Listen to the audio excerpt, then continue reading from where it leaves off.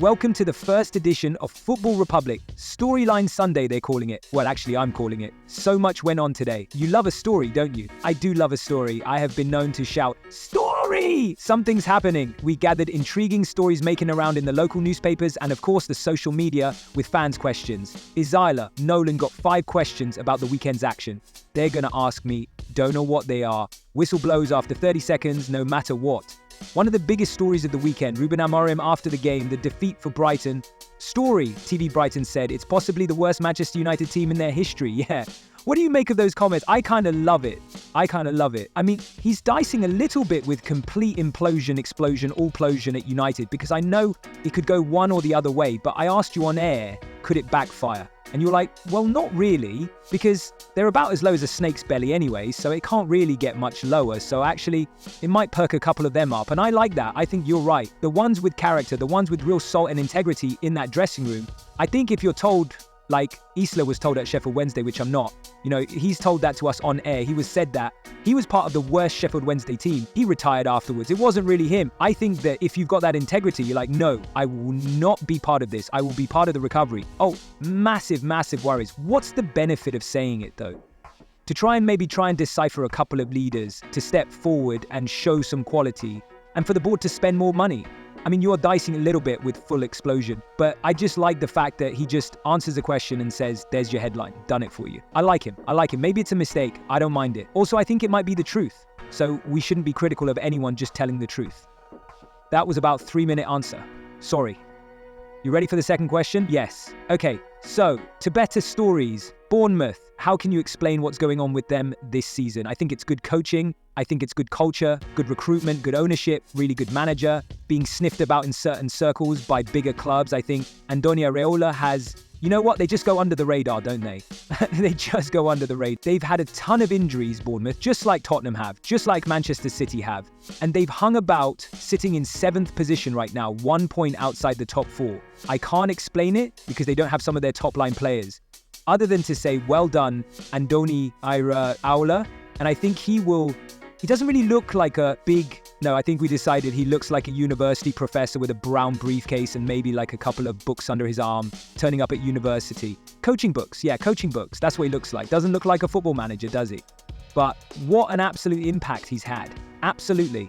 Question 3, big game at the Amherst this weekend. Arsenal hosted Aston Villa, got 2-0 up and let a 2-0 lead go. How damaging is that for Mikel Arteta and Arsenal? I think it's a massive weekend in the title race with Liverpool leaving it until the last few seconds for Darwin Núñez and stoppage time, 2 goals, and then Arsenal to be 2-0 up and lose it in that way. Well, not lose it, but it feels like they lost it. Drop those 2 points.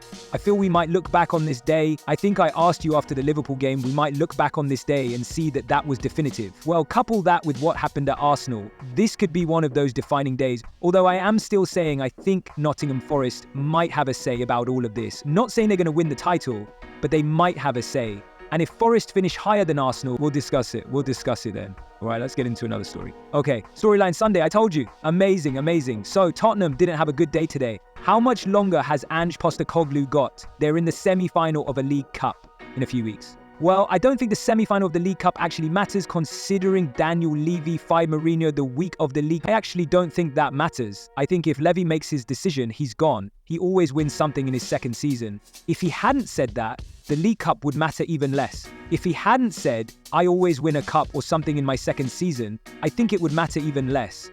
I wouldn't be surprised if he's fired this week. This week, 5 defeats out of 6. Leicester City's going next week, 15th in the Premier League. I'm not sure they even want to get to the Leicester City game. And that would be so toxic, even if they drop points against Leicester. Even if they draw against Leicester in another 6-pointer down there for Tottenham, I think that's poor.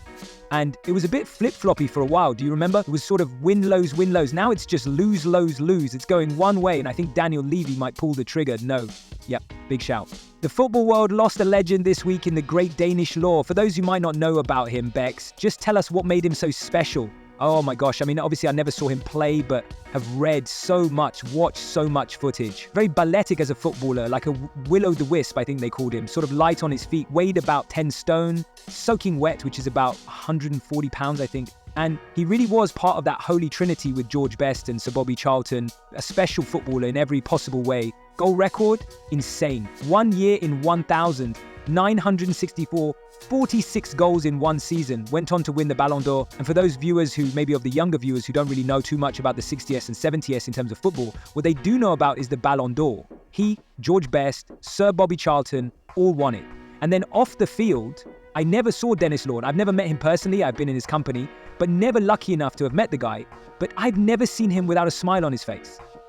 That always smiling, quite a gentle soul, people tell me, off the field, very family focused, but would come to Manchester United a lot and people just loved him. And I think he should have been made a Sir. I think he should have been knighted. I think he should be Sir Dennis Law, but he was the king of the Stratford and the law man, as they called him. So people really loved him, and it's also because of that holy trinity now. They've all passed away. George Best and Sir Bobby Charlton as well. I think that gave it extra poignancy today. But you saw the names, the Brian Kidds, Sir Alex Ferguson, Alex Stepney, Paddy Crowran, who were all out on the field at Old Trafford. The whole place just fell silent. It was special today, and we definitely have lost a real good one for certain. Is that it, gentlemen, for this week's edition? Thank you very much indeed. Please make sure you always have a look at the 1 Hour Sports YouTube channel for the two Robbies in action. They're about to record a podcast, actually. That's going to be up shortly. The tactics session's always there, as is Premier League Update, which brings you all the goals from each day in the Premier League and this show.